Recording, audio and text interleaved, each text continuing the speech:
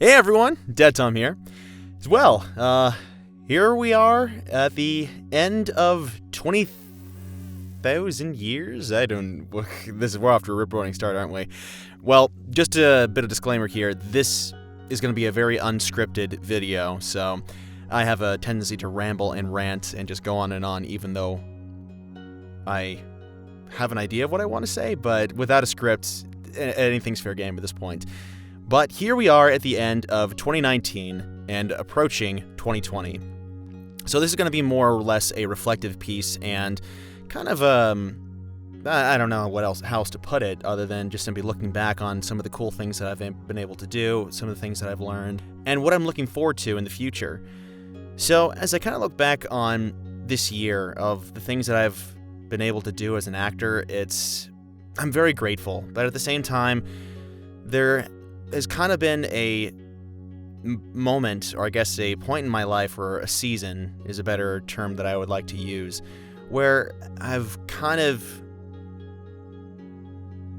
gotten a little burnt out in terms of just trying to, do the old grind when it comes to voice acting and stuff like that. And I cannot stress and I cannot overstate enough how grateful I am for the things that I have been able to be a part of, and also I have so many people to thank that have helped me on my journey thus far, in at least with the past 2 years and even this year. Hopefully I'll remember and I'll get to those people and thank them, or at least remember to thank them before the end of this video. But this current season that I'm currently in, before I get into some of the things that I've been able to voice this year that were kind of the highlights that I would like to at least mention.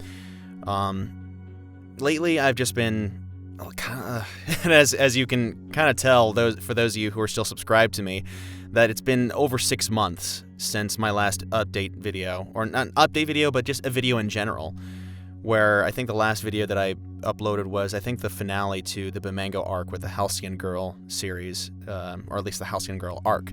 And I'll get to that in a second, in terms of Bamango-related content or Bamango-related things, I suppose. So, as I was saying, this year, drawing to the close of the end of this year with 2019, I've just been feeling kind of burnt out with the whole process of auditioning for things, and don't get me wrong, with the holidays and having this time to reflect and look back, I've had times to enjoy things and have fun times with family and the normal festivities of what Christmas and other holidays bring, and I'm very grateful for that. But as I look back at it now, and as I'm kind of just evaluating how I currently feel, I've just lately have been feeling that I've been kind of burnt out, as I said before, a little exhausted, a little kind of just tired of the whole grind. And that's just the nature of voiceover. It's a hustle and it's a grind, constantly having to rub elbows with other people, collaborate with others, send your reels out, just keep on auditioning. That's just the nature of the industry, especially as an actor, not even just with voice acting. If you're a working actor, not even just in Los Angeles, that's just your day-to-day. You have a side job that kind of supports you, and then you devote whatever time you have left to your passion, which is acting. Before I get into the highlights of this year, kind of putting a cherry on top of how I currently feel, I just kind of feel like I need to take a break from that. I know it's been 6 months since I uploaded anything to my YouTube channel, but I feel like I kind of need this in order to kind of start putting out content again, at least for me, at least for the enjoyment. I don't earn a single cent from YouTube, so all the incentive that I have to upload on my channel is just for the love of the game, and just because I love making content. And I know with YouTube's policies, as they have changed, and they're currently going to change with 2020, as some of you are aware, but I am optimistic, not even just for the platform itself, just for people to get their work out there, but also as just something that I have used over the course of time to really kind of stretch my legs to see what I'm capable of as a creator, as a storyteller, and as an actor.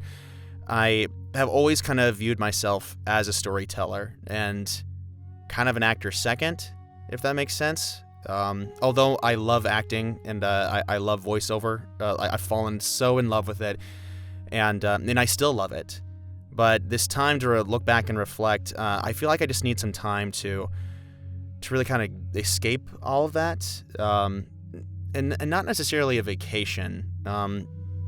So with the approaching of 2020, mid-January or late January, I'm planning on moving at least temporarily to Idaho, Chalice, Idaho, that is. Now, I have my own reasons for doing this, as I said before, where I'm just feeling fatigued, burnt out, and I feel like I just kind of need to kind of just get away and get out of LA for a while. Now, I currently live in Greater Los Angeles, and as an actor and as someone who has tried so long to pave the way and get his foot in the door with the industry, and just nothing really significant coming up, I feel like I kind of just need to unplug and just go somewhere where I can just kind of be by myself and just really kind of recharge my batteries, change of scenery, change of energy.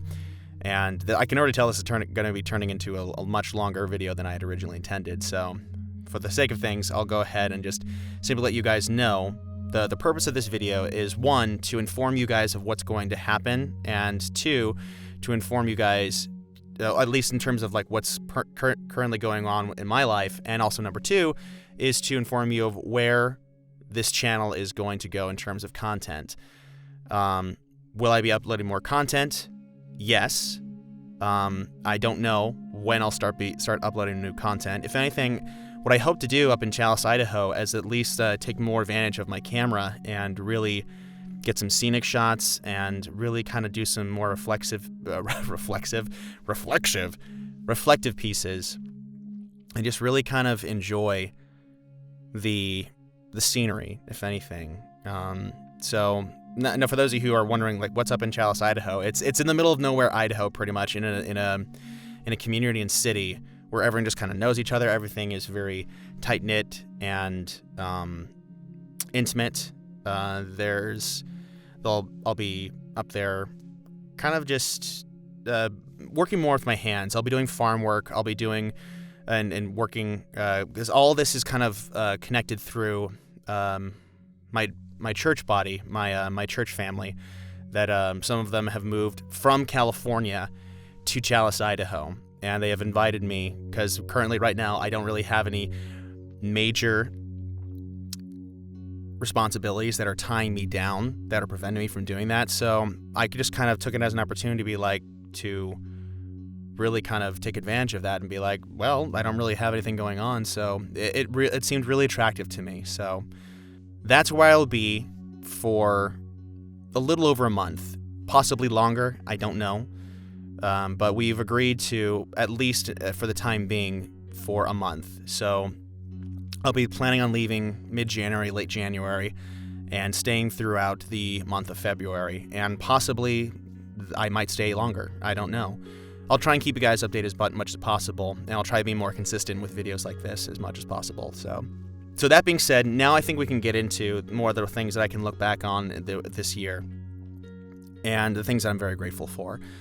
So, with this year alone, and I'll also talk about a few things that I wasn't able to talk about with the previous year in 2018, because there are some projects that I would like to highlight that I think are very, they are due the attention that they deserve, because I think the people that are overseeing them are very talented and are very wonderful to work with. So with this year, with 2019, I got to take part in a lot of really wonderful projects. I was a lead in a theatrical production of King Arthur, where I played Arthur Pendragon, King of Britain. It was my first play that I've gotten to do in a long time. I've done theatrical pieces before, but this was the first one in a very long time, and I've never been a lead in a production since, I want to say, junior high school. Overall, it was a very beautiful experience, and I'm so grateful for it. I got to meet a lot of really wonderful actors, a lot of great singers, and oh yeah, I failed to mention it was a musical. So not only did I get to act, but I also got to sing and dance, which was really wonderful. And moving right along, I think one of the highlights for this year actually was being the narrator in a Zach King video, actually, for a Christmas special. 'Twas the night before Christmas, when all through the house the children were dreaming of Saint Nick's whereabouts. But the jolly old elf was not feeling so merry, for he was quite allergic to gluten and dairy. Needing a replacement, he knew who to ring. He turned to his wife and said, "FaceTime Zach King." How I landed that actually was through voices.com, and I just kind of saw Zach King. I'm like, that name sounds very familiar for some reason. And lo and behold, I'm like, oh my gosh, it's Final Cut King. I remember watching Zach's stuff like when I was in high school, actually, and kind of getting into more and more into editorial. That was just really wonderful to be a part of that. He even sent me a Christmas gram, which was really great. So a few other projects that I would like to mention, actually, and I'm kind of cheating here because I'm reading this from my phone, but I would a big shout out to Crazy Boris Productions that allowed me to voice Lazarus Singleton in his Dungeon Dynamite series. Ocho! Look at ya! Look how much you've grown! Ha-ha! Yeah! And these are your friends? You look so smart. A numerologist, I reckon. You must get straight A's. Well, I graduated a decade ago, but I was at the top of my class. I'm so proud of you. You get a gold star. Oh! Boris, huge shout out to you. Thank you so much for that opportunity. There was DLC for Ancestors Legacy with Destructive Creations, where I got to play Hercus Monte.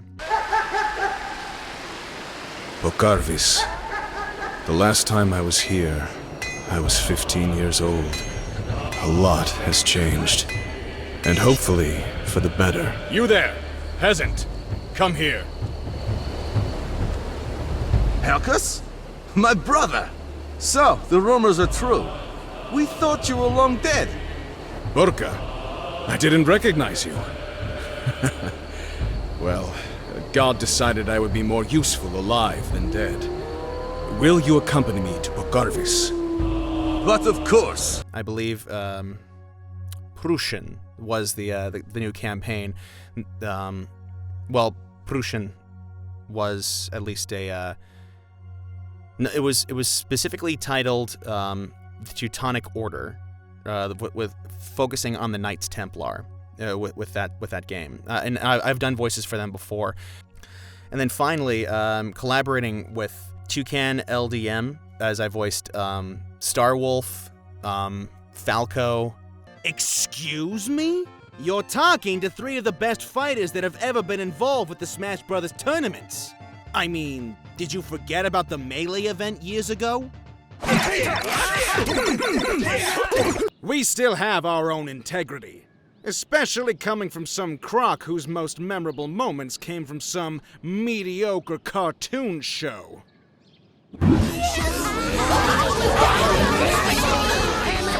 The next thing I wanted to mention actually was a couple people that I feel like have really helped me and really kind of just been so good on me and sweet to me in terms of my YouTube channel, and also just have helped me grow as a person and also as an actor. So I'm just kind of, again, this isn't scripted, so I'm gonna forget a few people here. If anything, I'm not gonna be able to remember the people that I need to remember, which is unfortunate. But one name that immediately just flies to my attention is Sandra Espinoza, aka Dusty Old Roses, who has voiced Go-Go and Dee Dee, and a plethora of other characters for my own personal YouTube channel, and also for the Bumango series. And sticking with Bumango, a big shout out to Rob Tempest. Rob, it's just really wonderful, and don't worry, Sandra, I'm going to get back to you in just a second, but because I'm very scatterbrained right now. But Rob, thank you so much for just our friendship and for just trusting me with the Bumango series and just adapting it to what it is today. And it really has grown as I look back and reflect on it, from where I've started to where the series has kind of concluded, is the better way I can describe it. I'm very grateful for the opportunity to learn, grow, and really kind of make those characters and collaborate with the people that I've really gotten to know over the course of time. And Sandra, I know I butter you up all the time, but I really mean every single word, where you're amazing. And thank you so much for contributing your time, your talents to all the stupid things that I've done on my YouTube channel, not just Bamango. You really are one in a million. I love you very dearly. And Rob, same goes for you. And just on that note, before I continue on with this thank you, I know some of you out there that are wondering what I am planning on doing with the Bamango series, because I know there are still things that I haven't really touched on with Rob's library of Bamango-related content.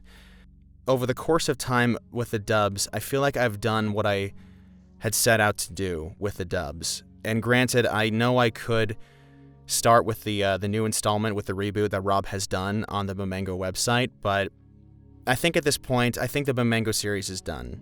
The only incentive that I can really think of me wanting to continue on with any other dubs, at least Bamango related, is if I were be able to pay my actors and get the quality of things that I would need, and so basically monetization. And that's just an impossibility with my current setup, with where my YouTube channel is, because I monetize, but the way my YouTube channel is, it's so inconsistent, so off the cuff, so it's hard. And even myself, I've tried to figure out what kind of audience I'm pandering to. It's getting really hot in this thing now. Well, I'm gonna take my jacket off for like 2 seconds. Well, not getting hot, but it's getting warm, and I can tell it's going to get warmer, so I think it's the lights and the accoutrement of everything else. I don't know. I would like to hear from you guys, those who are fans of Rob's work, Bamango related in general. I would like to hear from you personally in the comments below what you think I should do. If I should start a Patreon, if that would be even something you guys would even want, especially from this channel. I don't know. I would like to hear from you guys if Bamango related content is something you still would want to see, because I would like to try and maybe do other comic dubs. I don't know, at this point it's the whole prospect of that seems not really all that attractive to me, but we'll see, who knows. Now getting back to the people that I would like to thank, Maya Papaya, or I guess Miss Pippin Baggins. The name has changed over the course of the years, but I'm pretty sure it's Maya. She was one who played. We've done a number of things together, especially on my channel. She was Sally for the Night Before Christmas duet that we sang together, and she was also Sarah for the reinterpretation of the labyrinth scene between Jareth and Sarah. You're him, aren't you? You're the Goblin King. I want my brother back, please, if it's all the same. What's said is said. But I didn't mean it. Maya, thank you so much. I love and adore you. You're the best. I very much cherish our friendship and what we've gotten the chance to nerd out over and bond over, especially just with the labyrinth and just with 80s and the nerd culture in general. Thank you so much, and I look forward to collaborating with you more in 2020. Now, oh geez, I feel like well, this is what happens when you don't have a roadmap. I think Lucasfilm should take a note from that. Mike, my goodness, Mike from what's his channel's name? Oh my gosh, this is gonna make me sound like such an asshole. It's Chaotic Neutral. My good friend Mike, who lives on the East Coast, he is just such a wonderful friend, and I've gotten the chance to meet with him in person at Disneyland of all places when he actually came out here to California. Actually, that was a very magical and wonderful time. Mike, I love you very much. Can't wait to meet you again, either on the East Coast or in Cali again. Mike is a very talented 3D animator and rigger, and he's got a few projects in the works right now, so be on the lookout for that. But you can subscribe to his channel at Chaotic Neutral, and I'm almost positive of that. But anyways, moving on. So wrapping that up, This year has just been more of a learning process for me, to say the least. So, as we're kind of wrapping things up here, and I look back at 2019, it definitely had a lot more learning moments than I was wagering to have.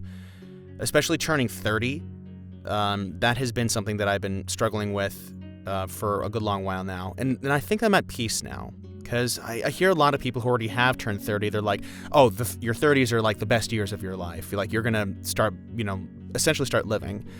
And I'm optimistic on that. Like, I've had my own struggles, not only with my age and just what I've tried to accomplish in this life, but I'm still moving forward. And I know it's not easy, and it's not going to be easy. So, but I feel like I have enough confidence to approach the new year with vim and vigor and optimism. Not so much, because where I currently am, I could easily just be like, oh, it's not going to happen ever, kind of a thing, or I don't know. I'm being very vague in general in terms of what I'm hoping for in the future. But because at this point, I feel like my focus should be acting. Now, because the thing that I've been struggling with this season is trying to find a normal job within the specific realms of what I've graduated in with the BA in. And as some of you know, I graduated from CSUN, Cal State University Northridge, in 2017. That was roughly 2 years ago. And so spending 4 years towards a degree in film production with emphasis in post-production, the idea was to become an editor, or at least do something within editorial. And I've had opportunities come and go, but nothing really consistent and permanent. And that's definitely taken a toll on me spiritually and emotionally. And so I've been weighing the option of like, well, I still have, like, if it were up to me, I would be acting. And then so I've had those conversations with myself where like, well, if you spent 4 years of your life trying to get this degree when what you wanted to do was acting in the first place, then what was all that time for? And at this point, I can't really answer that in a way where it justifies all that time I spent in school learning to be an editor and then realizing that I don't like editing for other people. It's a very weird state of affairs altogether. And the short answer is that I was scared. At the time, I think I was just so scared of actually going and shooting for, like, living as an actor by myself and then supporting myself. Like, it just terrified me. And I know this is going to put me in a very unflattering light, but if anything, I just kind of look at it as a learning experience at this point. And so, honestly, I was scared. I didn't have the guts to essentially just go out and learn by trying and just having that tenacity and veracity of just having my passion and my art for acting really pave the way for a career. But also at the same time, like, I just didn't know enough, I guess. And that also kind of ties in with fear, where like the only one who's stopping you from achieving your goals is yourself. As I look back at my old self, there are things that I wish I were a little more bold on, things I would have done differently. Call it regrets, if you will. And that's part of life. But I think at this point, I think I'm in a place where I can kind of reflect and look back on the things that I can at least learn something from and move forward in a different direction. Because I feel like living is learning. Especially if you're trying to just make your passions your career, I suppose. And especially with a career choice as volatile as in the industry, as in the entertainment industry. I'm going to quote one of my old cinematography teachers here. She says, the great thing about the industry is that you can ask anyone, regardless of the branch or the department that they're in, whether it be acting, cinematography, audio, writing, directing, what have you. You can ask any person how they get their foot in the door and how they get their career started. Not a single one will be the same. And that's so true. And it's encouraging, but at the same time, it's a little wacky, because one of the things that people, ask, actors and people who've made it, like what's the secret? Like what's the secret, formula for being a successful actor, or being, how did you do it, kind of a thing. And it's a loaded question, because there is no short answer. There is no perfect secret formula. Like, you can do like what other people have done before you in terms of at least being competent, training yourself, going through the necessary courses of honing your craft and being a better actor and challenging yourself. But in terms of like getting your foot in the door, that's a journey. It's not a short answer of like, oh, you just walk up to your local agency and be like, I want to be an actor, or it's not going to fall in your lap or anything like that. You kind of have to learn and explore and do it. Now, and I feel like that's kind of where I am right now. Now, I do live in Greater Los Angeles, as I said before, but I'm not represented. I'm not an actor, at least within the voiceover community, with people who are independent artists and people who have successful YouTube channels, and I'd like to change that, if anything. Like, granted, I am an introvert, and there are the challenges that I face on a day-to-day where I need to develop better personal skills, I guess, or social skills, I think is a better term for that. But anyways, so to put a cherry on top of this whole thing, this whole video, 2020 I feel like is going to be a year for me where I feel like all the things that I've learned in 2019 will not really pay off, but I feel like they'll serve me well. And I know I'm not alone in this journey. I'm very grateful for those who have helped me along, friends, family, collaborators, fellow artists, other producers, and independent content creators that essentially are on this journey to make their art a career, essentially. And I'm very, very grateful for a lot that I have in my life, and I don't ever want to take the things that I have in my life for granted. And thanks for tuning in. I know I've said a lot. I know I've deviated a lot, but thank you very much for tuning in, and I'll see you in 2020.